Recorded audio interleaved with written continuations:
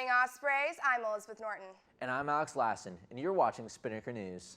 I'm so excited the Ospreys won last night. Me too. It was a pretty exciting game. They came with a win, and they got some championship rings, and they unveiled the new scoreboard. So it was a pretty intense game, and there'll be more on that for you later. All right, well, in other news, UNF's first ever 3D printing lab opened on November 20th in the Science and Engineering Building, providing students and faculty a variety of new opportunities. Here's a look at what students thought of the event.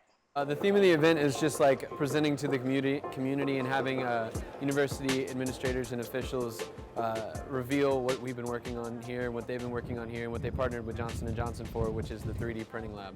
So 3D printing is similar to a glue gun. So you have actually a thread, a spool of thread. It's going to be either plastic, Kevlar. We have tons of materials to do that with now. Carbon fiber is one that's really exciting for us. And we thread that through to an extruder, which melts it and goes through the nozzle. You're printing off each layer at a time, and then you place it on top of itself. And that's how most 3D printers actually work, is they just go layer by layer by layer by layer until you get the final product. As students, we get to use them with our classes for things that are strange shapes, or we don't want to buy 100 bolts, we can make one. Things like that we've been using them for. It basically makes it so that you're unlimited in what you can do with, like, at least engineering-wise. You're only limited by your imagination and, I guess, your printer's capabilities. Really cool stuff going on there. For more on that story, you can check out unfspinnaker.com. All right, Ospreys, we're going to toss it over to your Spinnaker Sports.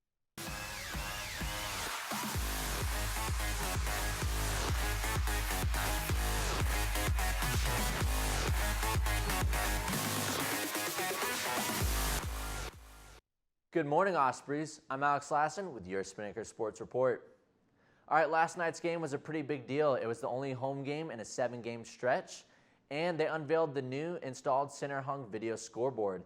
This scoreboard showed the team's new introduction video, and the fans got to take a look at it. Also, the players were given some pretty big championship rings for their 2014-2015 season.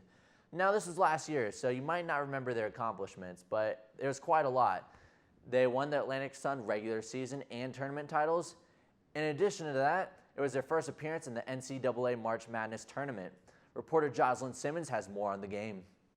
UNF defeated Trinity Baptist Eagles 80-72 in their first game back home. The Ospreys came out shooting first with a 6-0 lead over the Eagles before the Eagles responded to a 9-8 lead and remained in front for the majority of the first half. DeMarcus Daniels shot a three-pointer to send the Ospreys to the half with a 36-34 lead. In the second half, the Ospreys didn't look back and continued to score over the Eagles. Dallas Moore had 20 points and is still the top leader in scoring. The Ospreys will face LSU on December 2nd at 8 p.m. With Spinnaker Sports, I'm Jocelyn Simmons. All right, and this game helped seal the deal for most wins ever in the first month of UNF's D1 season with 6 wins. And the next game is tomorrow night away at LSU. So good luck, Ospreys. Spinnaker TV's new sports show, Center Court with Matthew Driscoll, aired a new episode. To check it out, you can head over to unfspinnaker.com or listen for it on Spinnaker Radio 95.5. The show focuses on the basketball team and players as they progress through the season, as well as other hot topics in the world of sports. Well, that's it for sports. Liz, back to you. Thanks, Alex. In honor of cramming and page turning, the library will be open 24/7 for 2 weeks starting yesterday. While the library is typically open 24 hours during finals week, this semester longer hours have been extended to the week before finals as well. The library will be open 24/7 until Friday, December 11th. I'm so excited they're going to be open a week prior to finals. Me too. I've got way too much I procrastinated on. All right, Ospreys, you know you can check us out at unfspinnaker.com. Or like us on facebook.com/UNFSpinnaker. And you can follow us on Twitter and Instagram at UNFSpinnaker. Be sure to stay tuned for your 3-day forecast. Have a great day, UNF.